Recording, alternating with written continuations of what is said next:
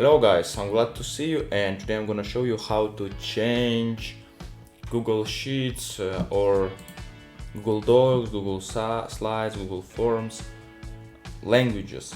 Okay, if we click on settings, first of all, find language and click on English.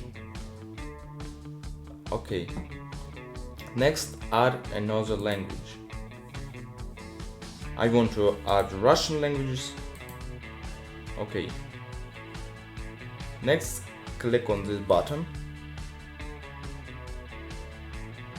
Okay, and return to Google Sheet. Okay, restart your page and nothing to do. What you need to do next, you need to re-sign in your Google account. Next, I write a password.